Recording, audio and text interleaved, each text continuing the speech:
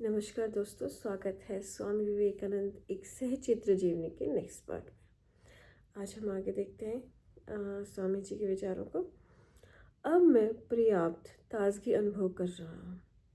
खिड़की से बाहर विशाल हिम नदियों को देखकर मुझे ऐसा लगता है मानो मैं हिमालय में हूँ। मैं एकदम शांत हूँ। मेरी स्नायुओं में पुरानी शक्ति लौट आई है। तुम्हारे पत्रों में जिन छोटे मोटे झंझटों की चर्चा रहती है वे मुझे विचलित नहीं कर सकते। भला ये बच्चों का खेल मुझे कैसे विचलित कर सकता है? संपूर्ण विश्व ही तो बच्चों का खेल है। शिक्षा देना, उपदेश देना, सभी कुछ।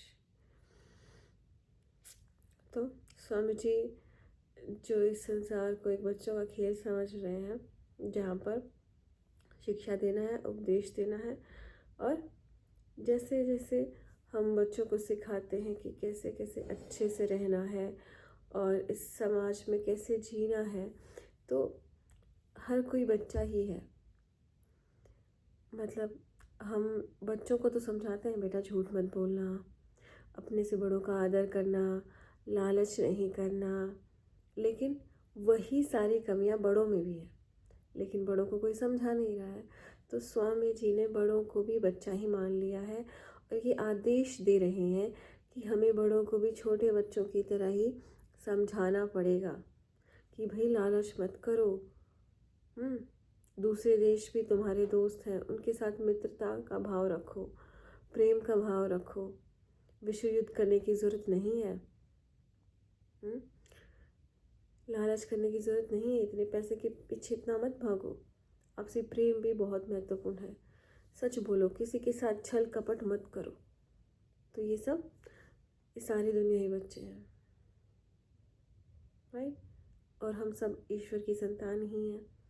बस ईश्वर की राह पर हमें चलना है जो उसने हमें सिखाई है। लेकिन कई बार हम नहीं सीख पाते, तो कोई हमारा बड़ा हमें उस राह पर पहले चल के दिखाता है और फिर बार बार उस राह पर चलने का आदेश देता है, हमें वो रास्ता याद दिलाता है। तो स्वामी जी भी यहाँ पर यही काम कर रहे हैं। आगे देखते हैं। अपने स्विट्जरलैंड के निवास काल में स्वामी जी ने कहा था, मेरे मन में एक इच्छा है कि एक ऐसा आश्रम हो। देखिए, पहले अमेरिका में रह रहे थे, फिर लंदन में आ गए, अब स्विट्ज़रलैंड में आ गए हैं वो। मेरे मन में एक इच्छा है कि एक ऐसा आश्रम हो जहाँ मैं अपने इस परिश्रमपूर्ण जीवन से मुक्त होकर ध्यान धारणा में अपने दिन बिता सकूं। क्योंकि कई बार क्या होता है ना, हमारे हम इतने सारे व्याख्यान करने लग जाते हैं कि हमारा जो खुद का टाइम है ध्यान और साधना वो रह जाती है। इसलिए आर्य समाज के जो संस्थापक हैं स्वामी दयानंद सरस्वती जी, वो अपना टाइम उपदेश का अलग, अपनी ध्यान साधना का अलग, वो सुबह सुबह 3 बजे उठकर अपना 2 घंटे प्राणायाम करते थे, 45 मिनट्स वो सैर करते थे, व्यायाम करते थे। तो वो 3-4 घंटे वो अपने लिए भी निकालते थे, मेडिटेशन करते थे, किसी भी क्वेश्चन का आंसर नहीं मिल रहा है तो वो करते थे, और फिर अपनी बुक्स लिखते थे, और 5-6 घंटे वो प्रचार के लिए निकालते थे, लोगों से बात करने के लिए निकालते थे। क्योंकि उन्हें पता था जो सामवेद है उसमें ये लिखा गया है कि संतुलन बना के चलना है। लेकिन क्योंकि स्वामी जी विदेश गए हुए हैं और वहाँ पर हम अपने अकॉर्डिंग इतना नहीं चल सकते हैं, जहाँ हम गए हुए हैं उन लोगों की बात भी हमें सुननी पड़ती है, उनके अकॉर्डिंग भी चलना पड़ता है। क्योंकि सारी जो रोज़ी रोटी है, जो खाना पीने की व्यवस्था है, वो सब वही लोग देख रहे हैं, तो थोड़ा सा उनके ढंग से चलना पड़ता है। तो यहाँ वो ये कमी महसूस कर रहे हैं कि जो मेरी ध्यान और साधना है उसका टाइम मुझे नहीं मिल पा रहा है।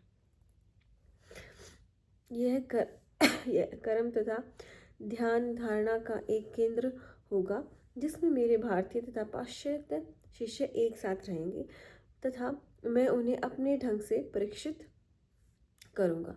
भारतीय शिष्यगण वेदांत प्रचार के लिए विदेशों में जाएंगे तथा पाश्चात्य कार्यकर्ता भारत की उन्नति के कार्य में जीवन लगा देंगे। मतलब दोनों को वो साथ मिला के चलना चाहते हैं। क्योंकि देखिए, एक जगह पे विकास करने से कोई फ़ायदा नहीं होगा, और पूरा जो विश्व है, जो दूसरा है, वो ऐसा ही बढ़ा रहे। तो हमें ये जो पूरी पृथ्वी है, ये ही परिवार है हमारा। ये नहीं कि बस भारत में विकास कर दो और कहीं विकास नहीं होगा, या और कहीं आध्यात्मिकता नहीं होगी। तो आध्यात्मिकता नहीं होगी तो फिर वही लड़ाई झगड़े होंगे, और उससे अब पड़ोसी के घर में आग लगेगी तो हमारे घर में भी लग सकती है भाई। तो इसलिए अपना घर बचाना है तो पड़ोसी का घर भी बचाना पड़ेगा। ये इतनी अच्छी सीख दे रहे हैं स्वामी जी हमें यहाँ। कप्तान सेवियर ने कहा, स्वामी जी यदि यह हो सके तो कितना अच्छा होगा। मतलब विचार ही कितना अच्छा, दूसरों को भी अच्छा लग रहा है। ऐसा आश्रम अवश्य ही होना चाहिए। कप्तान सेवियर तथा श्रीमती सेवियर ने हिमालय में मायावती आश्रम की स्थापना की। तो फिर ऐसे जो आश्रम की स्थापना भी हो गई, लोगों ने उनका साथ दिया, श्रीमती सेवियर और कप्तान J.H. सेवियर। तो एक स्विट्ज़रलैंड का फ़ोटो है और एक उन दोनों की फ़ोटो मैं आपको दिखा देती हूँ। देखिए, ये स्विट्ज़रलैंड का फ़ोटो है और यहाँ पर स्वामी जी को लगा कि मैं तो हिमालय में आ गया हूँ। और ये दोनों पति पत्नी हैं जिन्होंने हिमालय में फिर वो आश्रम जिसकी स्वामी जी ने आशा की थी, इच्छा की थी, वो उन्होंने बना दिया, मायावती आश्रम। मुझे स्मरण है जब मैं इंग्लैंड में था, कप्तान और उनकी धर्मपत्नी ने मेरी कितनी सेवा की। जब मैं ठंड से ठिठुर रहा था तब उन्होंने मुझे वस्त्र दिए। मेरी अपनी माँ से भी अधिक उन्होंने मेरी सेवा की, मेरी दुर्बलताओं और संघर्षों को सहा। मेरे प्रति उनके पास आशीर्वाद के अतिरिक्त और कुछ नहीं है। श्रीमती सेवियर को यश की आकांक्षा नहीं थी। यही कारण है कि आज वे सहस्त्र व्यक्तियों की पूज्या हैं। उनकी मृत्यु के पश्चात लाखों लोग उन्हें दृढ़ भारतवासियों की सहायिका के रूप में स्मरण करेंगे।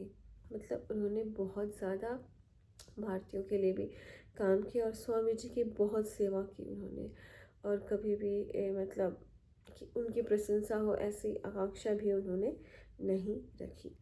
पर मुझे जैसे यहाँ पे दरिद्र भारतीयों का जो संबोधन है वो मुझे थोड़ा सा अच्छा नहीं लगा, क्योंकि दरिद्र तो नहीं थे हम, अंग्रेज और मुग़लों ने आके हमें लूटा तब ये सब चीज़ें हुई। पर कोई बात नहीं। तो इतना उनका सफ़र रहा विदेश में। फिर आगे का हम अभी भारत में आके उन्होंने क्या किया उसके बारे में देखते हैं। 26 दिसंबर को सेवियर दंपति के साथ स्वामी विवेकानंद लंदन से रवाना हुए तथा रोम और इटली के अन्य नगरों की यात्रा कर 30 दिसंबर को नेपल्स से जहाज़ द्वारा भारत के लिए प्रस्थान किए। यहाँ गुडविन भी उनके साथ हो गए। वे लोग कोलंबो पहुँचे। स्वामी जी के आगमन का समाचार भारत में पहले ही पहुँच चुका था तथा देश भर में सभी स्थानों पर अत्यंत उत्साहपूर्वक उनके स्वागत की तैयारियां हो रही थी। अब वे भारत में एक अपरिचित सन्यासी मात्र नहीं थे, मतलब बहुत सारे लोग अब उन्हें जानने लगे थे। छोटे बड़े सभी शहरों में स्वागत समितियों का गठन हो चुका था, जिससे कि उनकी महानता के अनुरूप ही उनका स्वागत हो सके। कोलंबो में उनके भव्य स्वागत का विवरण उस समय वहाँ उपस्थित व्यक्तियों से मिलता है। वहाँ एकत्रित लोगों ने स्वामी जी के जहाज को किनारे की ओर आते देख ऐसा जय घोष किया था और तालियां बजाई कि उनकी तुमुल ध्वनि में समुद्र के उतार तरंगों की गर्जन भी डूब गई। मतलब इतने सारे लोग इकट्ठे हो गए थे कि जो लहरों की आवाज़ आती है ना, वो भी नहीं आ रही थी। सिटी हॉल में उनका भव्य स्वागत हुआ। सीलोन के नागरिकों के अतिशय उत्साह के कारण उन्हें वहाँ से सीधे मद्रास जाने का अपना कार्यक्रम स्थगित कर स्थल मार्ग से पूर्व लंका की यात्रा कर मद्रास जाना पड़ा। रोमारोला ने कहा है, स्वामी जी ने हर्षोत्तम भारतवासियों की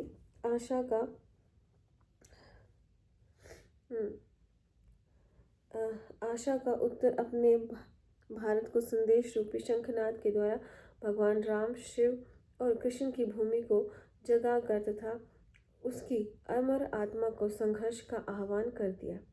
वे एक सेना नायक थे जिन्होंने अपनी स्मरण नीति समझाते हुए जनता को सामूहिक रूप से जगाने का आह्वान किया और कहा, मेरे भारत जागो, तुम्हारी संजीवनी शक्ति कहाँ है?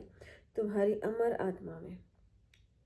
मतलब हमारे पास संजीवनी शक्ति है हमारी आत्मा में, जिसे हमें जगाना है और सारे विश्व को दिखाना है।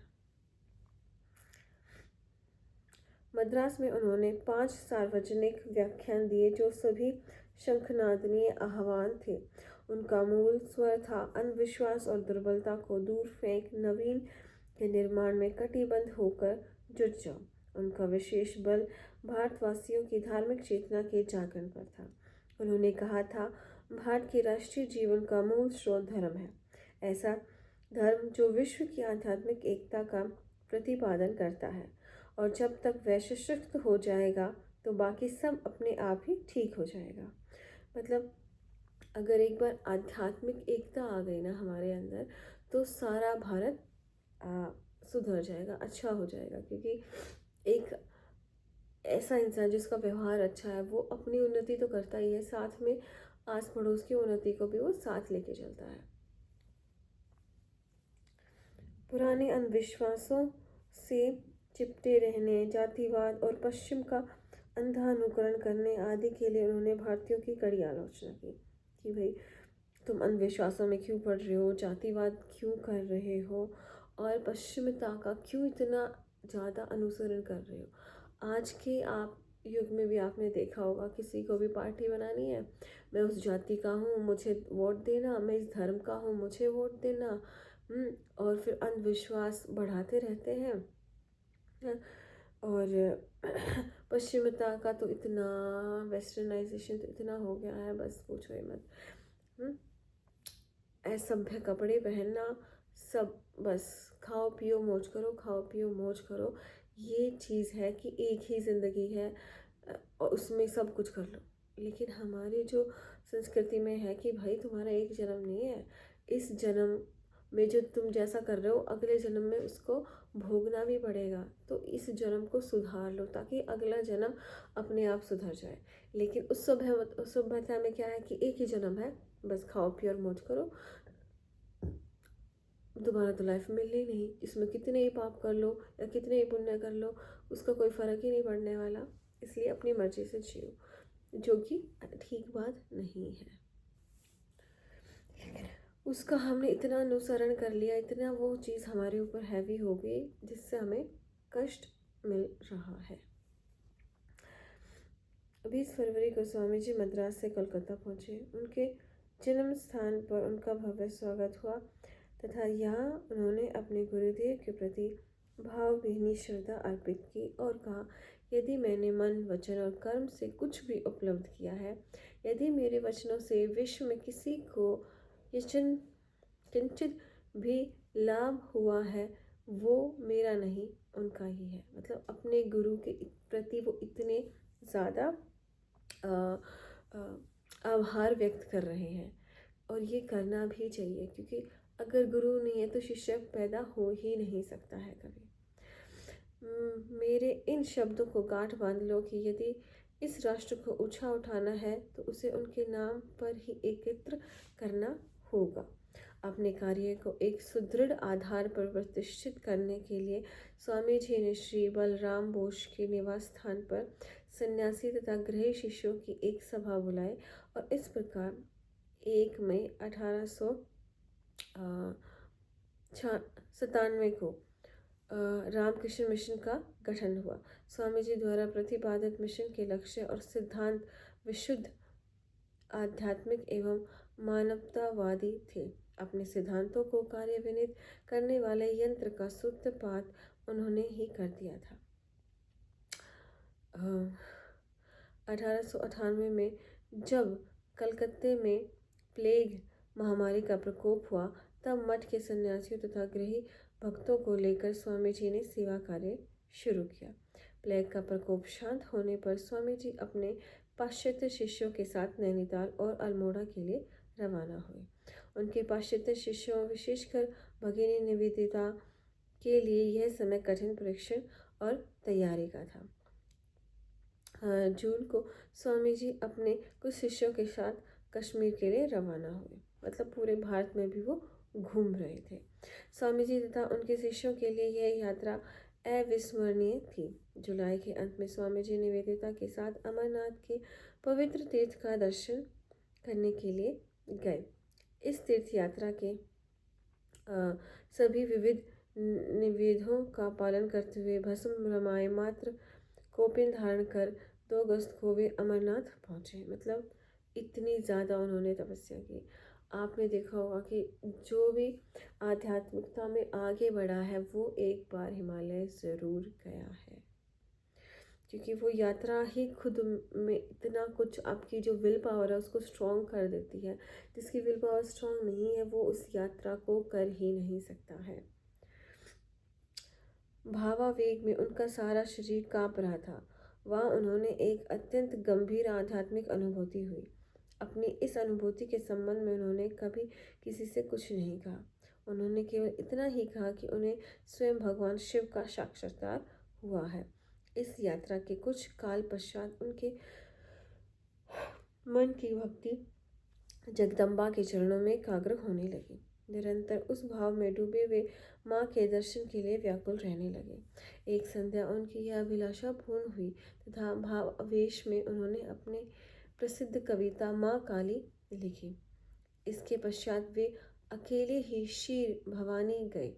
माँ का यह मंदिर श्रीनगर के कुछ ही दूरी पर स्थित है। स्वामी जी के जीवन का यह भी एक अविस्मरणीय अनुभव है।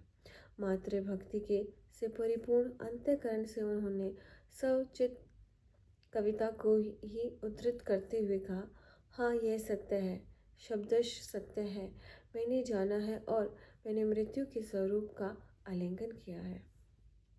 18 अक्टूबर को जब वे कोलकाता पहुंचे तब वे अत्यंत दुर्लभ तथा रोगग्रस्त हो गए थे।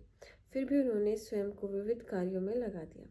कलकत्ता के उत्तर की ओर 5 मील की दूरी पर गंगा के किनारे एक जमीन खरीदी गई तथा नए मठ का निर्माण कार्य आरंभ हुआ।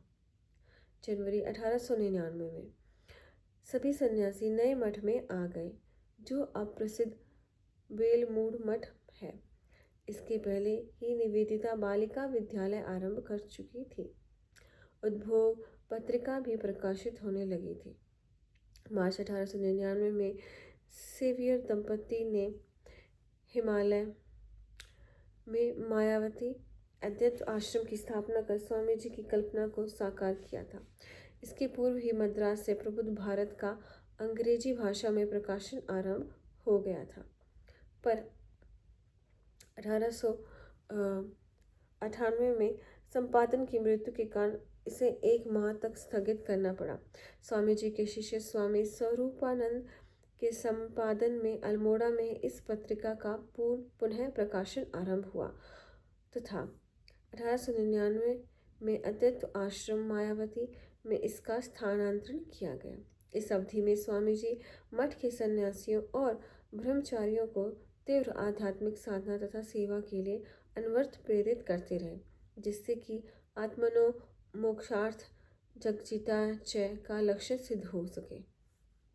किंतु स्वामी जी का स्वास्थ्य बिगड़ता जा रहा था, अतः इस आशा से कि पश्चिमी देशों में जाने पर उनके स्वास्थ्य में सुधार होगा, सन्यासी भाइयों ने उनकी विदेश यात्रा के प्रस्ताव का स्वागत किया। तो इस तरह से स्वामी जी भारत वापस आए, उन्होंने क्या क्या कार्य किए और फिर वो विदेश जाने के उनके आगे प्रस्ताव रखा गया। तो इन सब चीज़ों को अब हम थोड़ा सा डिटेल में पढ़ेंगे, ठीक है। और उसके बाद जैसे अमरनाथ की ये जो यात्रा है, ये शिवलिंग दिखाया गया है तब का, तो जो भी मैंने अभी आपको बताया है उसको हम थोड़ा सा फिर आगे डिटेल में पढ़ेंगे और फिर वो दोबारा विदेश में जाएंगे और फिर क्या होगा। बस अब तो थोड़ा सा ही रह गया, हमारी 70% पुस्तक पूरी हो चुकी है। तो आशा करती हूँ ये सारी जो चीज़ें हैं आपको पसंद आ रही होंगी और मेरा व्याख्यान भी आपको अच्छा लग रहा होगा। तो आज के लिए इतना ही। बहुत बहुत धन्यवाद।